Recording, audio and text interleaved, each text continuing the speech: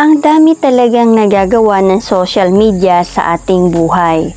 Mayroon man itong masama minsan na naidudulot, ngunit mas nangingibabaw pa rin ang makakapulot ka ng mga inspirasyon at idea na magagamit mo sa pang-araw-araw mong buhay. Katulad na nga lang po ng pag-uusapan nating video ngayon, isang padre de pamilya ang na-inspired sa mga nagpo-post ng kanilang mga achievement sa buhay. Lalo na nga po ang pagpapatayo ng kanilang mga dream house. At dahil nga po dito, nagkaroon talaga ng eagerness si Sir na magpatuloy para matupad din niya ang kanyang pangarap na bahay. Ikaw ka-dreamers, ano bang mga bagay ang nakaka-inspired sa iyo? I-comment mo naman yan sa ating comment section at aking babasahin ang lahat ng iyan para maisama kita sa mga naisa-shoutout natin dito sa ating video. Welcome back to my channel at kung bago ka pa lang sa channel ko, please subscribe, like, and hit the bell button upang updated ka sa lahat ng ating mga videos.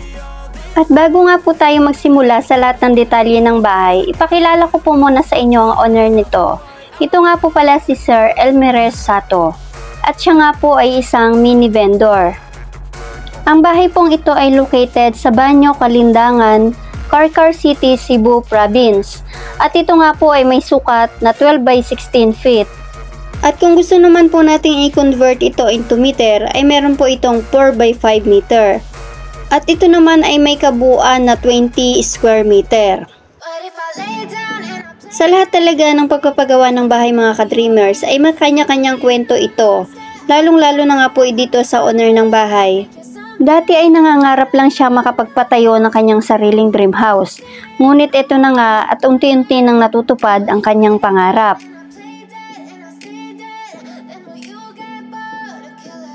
Nag-start po pala yung pagpapagawa ng kanilang bahay noong July 6, 2023. So bali 2 weeks lang po yung pagkakagawa nito at step by step nga lang din ang pagpapagawa nila rito.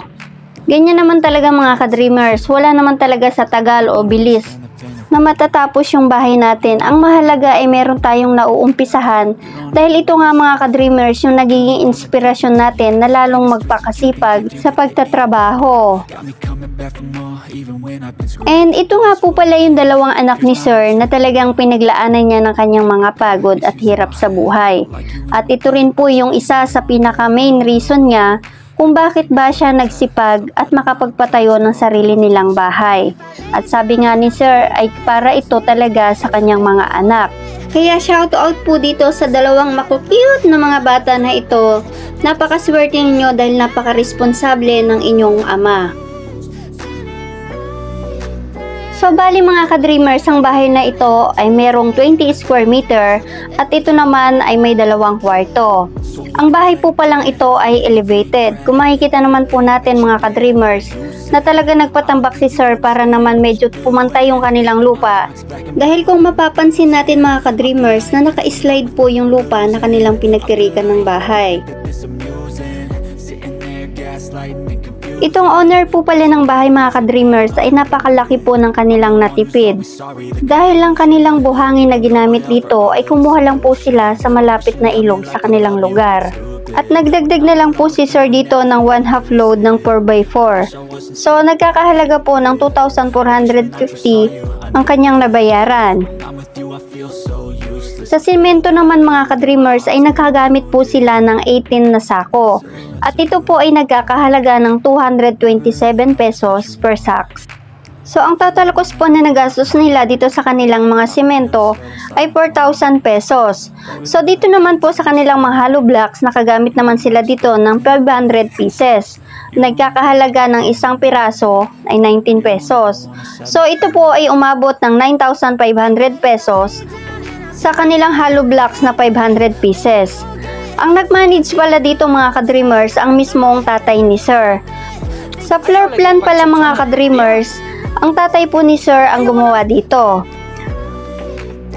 Yung mga workers o yung mga trabahador na gumawa dito, 2 pong skilled na nagkakahalaga ng 600 pesos per day at laborer na 400 pesos. At dito naman po sa kanilang mga pintuan, ang pinaplano ni Sir na ipakabit dito ay Hardiplex. Sa mga bintana naman mga ka-dreamers ay meron po itong 4 na piraso. At ito nga po ay mga jalousie. Ito rin po yung isang natipid ni Sir dahil binigay lang po ng parent ni Sir na lalaki ang mga bintana nila na ginamit. Sa roofing naman or yung bubong na ginamit nila dito ay mga normal na yero. At ito naman po ay may sukat na 330 by 225. So dito naman sa kanilang mga trusses, C-par lines at angle bar ang kanilang ginamit. Yung mga bakal o yung mga round bars na kanilang nabili ay may sukat po ito na 12mm at 10mm. So dito na po tayo mga ka-dreamers kung magkano nga ba ang total cost na nagastos nila dito sa kanilang bahay. Ito po ay umabot ng 90,000 pesos, labor and materials na po ito. Magtataka kayo siguro mga ka-dreamers kung bakit ba napakamura naman ang kanilang mga nagastos. Unang-una mga ka-dreamers ay marami po na natipid si Sir, lalong-lalo na nga po yung kanilang buhangin at yung kanilang bintana.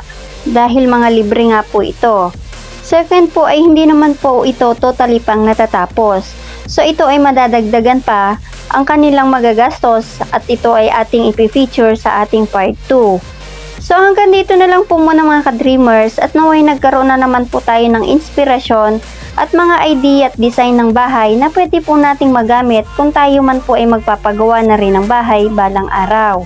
So bago tayo magtapos mga ka-dreamers, gusto ko lang po munang i-shoutout sina at Driver Messenger PH and kay Ma'am LB30. Maraming salamat po sa inyong pagsuporta at pagtangkilik po ng ating channel.